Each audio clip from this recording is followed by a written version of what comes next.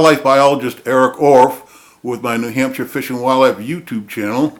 Today I happen to be in the Fish and Game Region 3 office in Durham talking to the chief of the marine fisheries, Doug Grout. So we're going to get a little bit about Doug's working career here at New Hampshire Fish and Game and see what he's up to. So Doug, give us a reflection on when you started and what you first started doing. So just what you remember, some of the interesting things that you did over the years. And when did you start? Well, I've officially started at Fish and Game as a hatchery worker at the Powdermill Fish Hatchery back in June, the end of June in 1983. A lot of our folks came through the hatchery system. Yes, they did. Yeah. Ed Robinson, Sandy Falicon, there are a lot of people who came through the fish hatcheries. But yeah, I had my application in for 2 or 3 years. And one day I decided, well, I'd done a few more things, and I brought up a new application with new things on it, and Charlie Thoyd said, I got to fill this position in 2 weeks. You want to apply for it? Sure.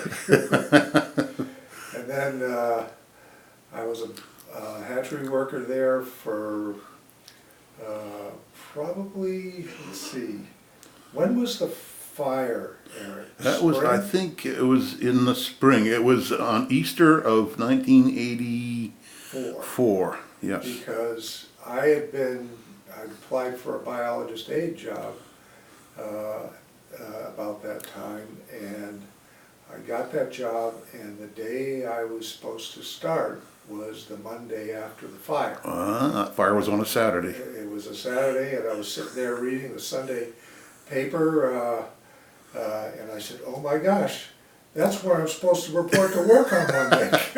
On Saturday, I went by the building 3 times while it was on fire. I almost stopped in because we dropped my kids off, my wife off to buy the Easter stuff for the next day, and I was going to check the office, but my kids chanted, airport, airport. So I swung left and went up the hill, past the building, came back down and picked my wife up on Fort Eddy Road, and when I went through the door at home, the phone was ringing, Fish and Game was on fire. So I actually went I went by it 4 times while it was on fire. Oh my gosh, unbelievable.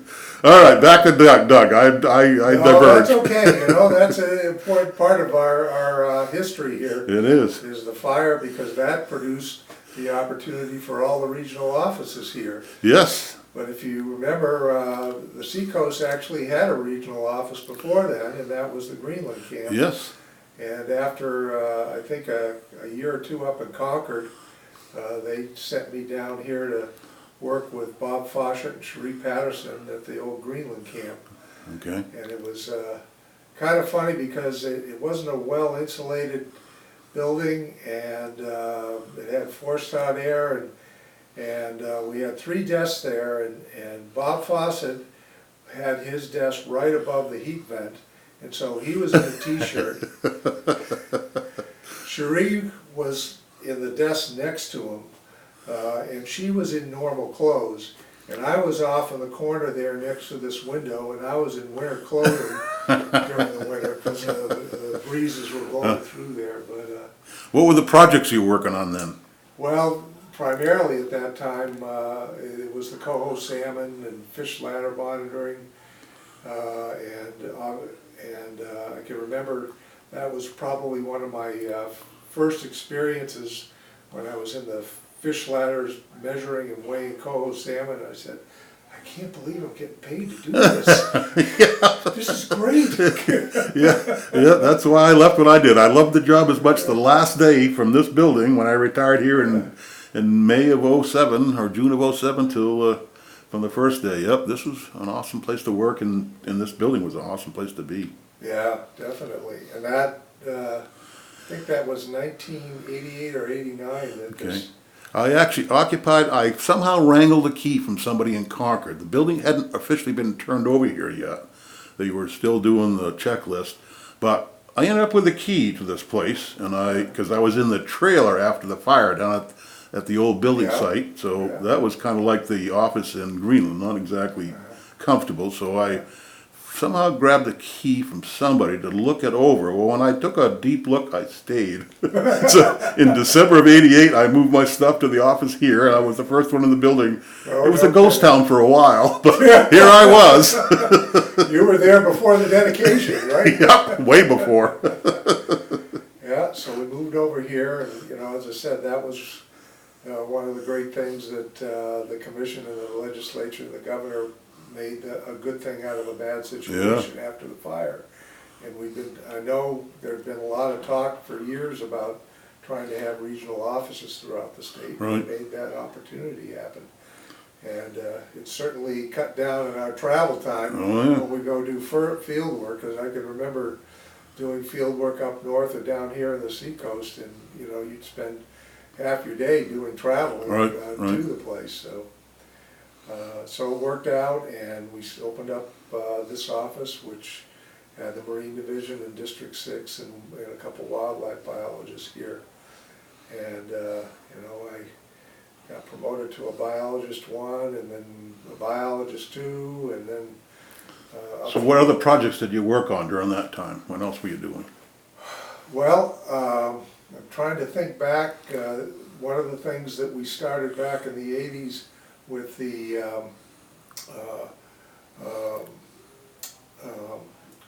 Marine Division was we started a northern shrimp survey with the states of Maine, Massachusetts, and the National Marine Fisheries Service. And we took an old dragger that National Marine Fisheries Service had obtained and retrofitted it into a survey boat. We'd go out for about a month during the summer sampling the northern shrimp population out here. So that was probably another one of those opportunities where I couldn't believe I was getting paid to do that. And then later on, I'd be doing creel surveys of marine recreational fishermen. I'd be monitoring fish ladders for river herring and shad, and we actually had a shad stocking program back then, as well as an Atlantic salmon stocking program where we were trying to restore Atlantic salmon to our coastal rivers here. And we, at least for the Atlantic salmon program, we heavily depended on volunteers.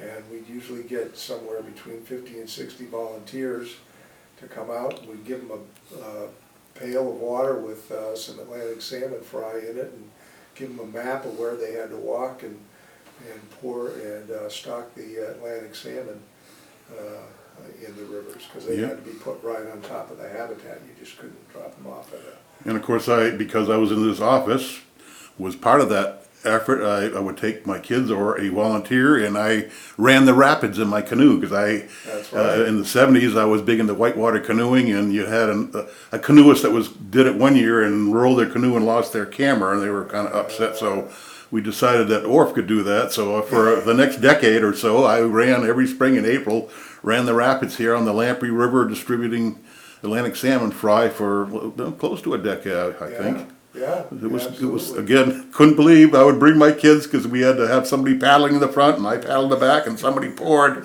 So I'd bring my 2 kids and we'd shoot the rapids and throw out salmon as fast as we could. Again, getting paid to do something you would like to do anyways. Yeah, exactly. Exactly. Yeah.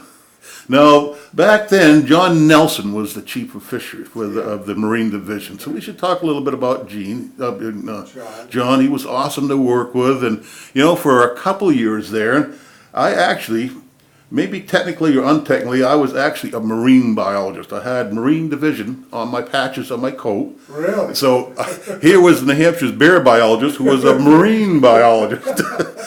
but in retrospect, I said, I stocked salmon. I know I dive pitted you and John one day when you were doing lobster research. Yeah. I was involved in the fish ladders, and I think one of the last things I did was some of the netting. You know, where you jump off and put the net out and check for juvenile fish. Seining, yeah. Seining, yeah. That's another... So I did have my days as a marine biologist, but I'll tell you, it was also a moose check station here. When a moose rolls in, who jumps up on the truck to wrestle a moose and put on the ropes to hoist him up and weigh him? It's the Marine Division, young staff. Yeah. So we've always been just biologists here. That's right. We We have always all work helped and help each other, each other you know. out. It was a Exactly. great place to work, and I was here for 20 years before I retired in '07. So Yeah. I enjoyed the camaraderie of my fellow biologists for sure. Yeah, yeah, definitely. It was great, and that's, you know, we always just help each other out Yeah, as needed and stuff, so,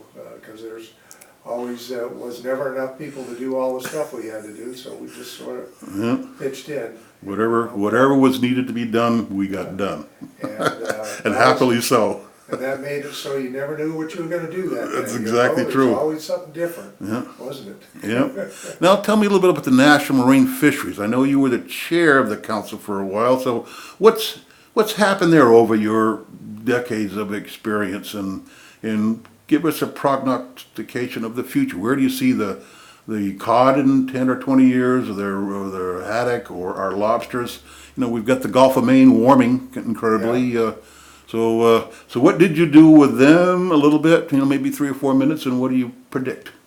Well, one of my responsibilities when I became the division chief was to be the administrative commissioner or counselor on both the Atlantic States Marine Fisheries Commission and the New England Fisheries Management Council. And the commission manages species like lobsters and striped bass that are mostly in state waters, and the council handles mostly federal waters fish like